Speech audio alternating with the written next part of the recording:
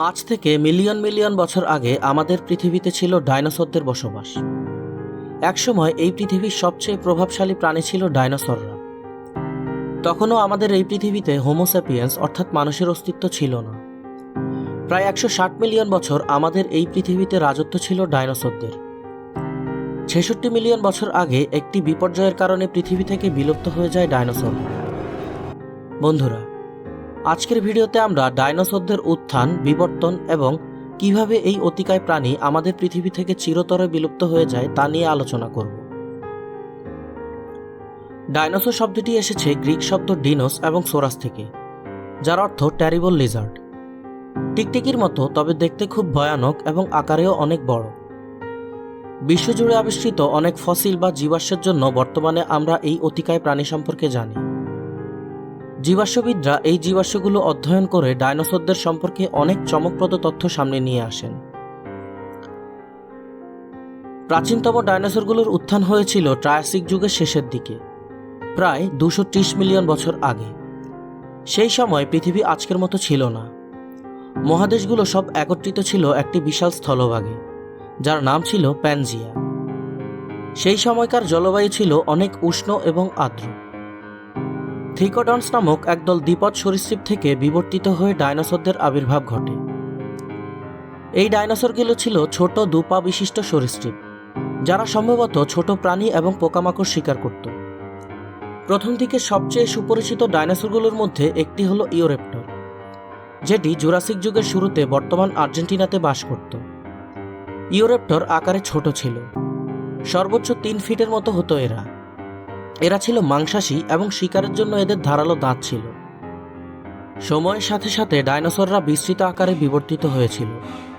কিছু আকারে বড় হয়ে ওঠে এবং অন্যগুলো ছোট ও ক্ষিপ্র হয়ে ওঠে। ধীরে ধীরে বিবর্তিত হয়ে ডাইনোসররা বিভিন্ন গোষ্ঠীতে বিভক্ত হয়েছিল। প্রত্যেকটি গোষ্ঠী ছিল নিজস্ব স্বতন্ত্র বৈশিষ্ট্য এবং বিবর্তনের মাধ্যমে তারা ভিন্ন ভিন্ন পরিবেশের জন্য অভিযোজিত হয়। সৌরপড ছিল সব ডাইনোসরের মধ্যে বৃহত্তম এবং আর্জেন্টিনোসরাস, ব্রাকিওসোরাস এবং ডিপ্লোডোকাসের মতো দৈত্যাকার ডাইনোসরগুলো এই শ্রেণীর অন্তর্ভুক্ত। এরা ছিল মূলত তৃণভোজী।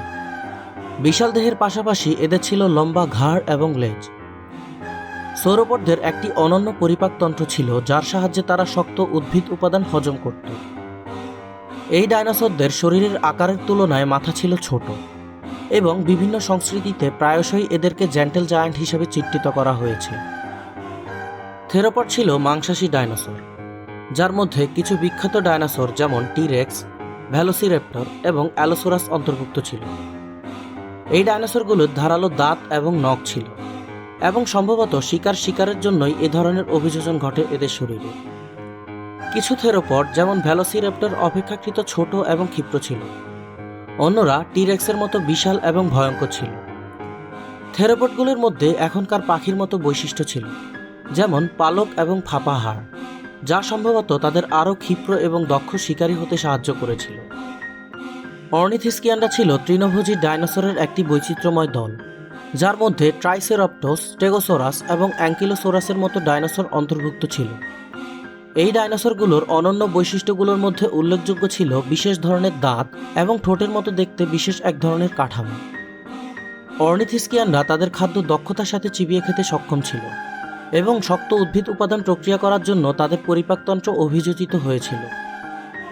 অনেক অর্নিথিস্কিয়ানদের লম্বা শিং ছিল, যা প্রতিরক্ষার জন্য তারা ব্যবহার করত। শুরুর দিকের অর্নিথিস্কিয়ান ছিল অপেক্ষাকৃত ছোট, যার দৈর্ঘ্য 1 থেকে 2 মিটার হতো। টেরোসররা ডাইনোসর ছিল না।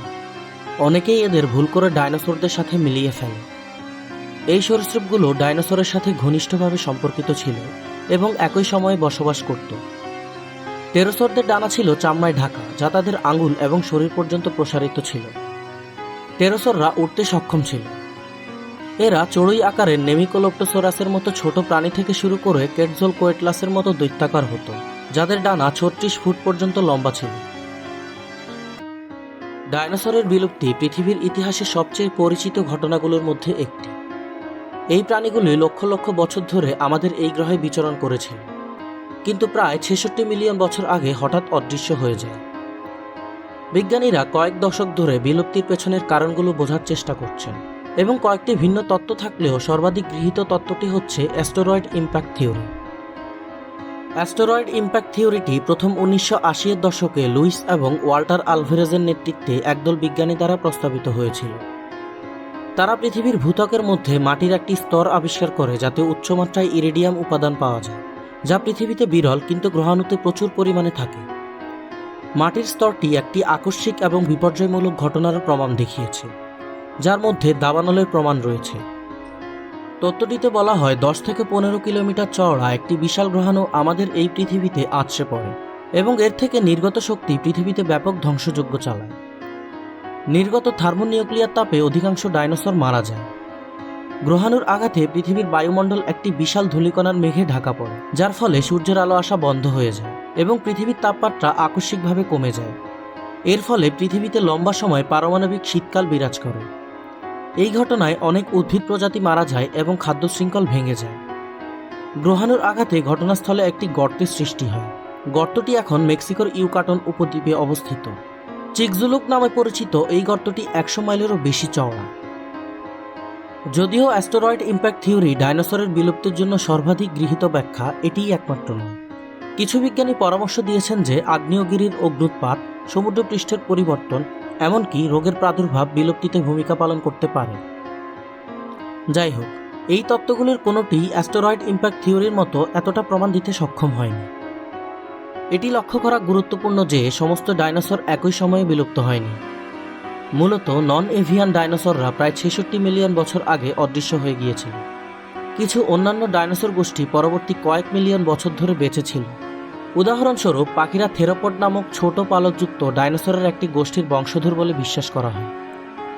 এই ডাইনোসরগুলো বিলুপ্তির হাত থেকে বেঁচে গিয়েছিল এবং বর্তমানে আমরা যে পাখিগুলো দেখতে পাই তারা এই ডাইনোসরদের বিবর্তিত রূপ। বন্ধুরা, ভিডিওটি ভালো লাগলে আমাদের চ্যানেলটি সাবস্ক্রাইব করে রাখবেন। পরবর্তী ভিডিও দেখার আমন্ত্রণ জানিয়ে আজকের মতো বিদায় নিচ্ছি। ধন্যবাদ সবাইকে।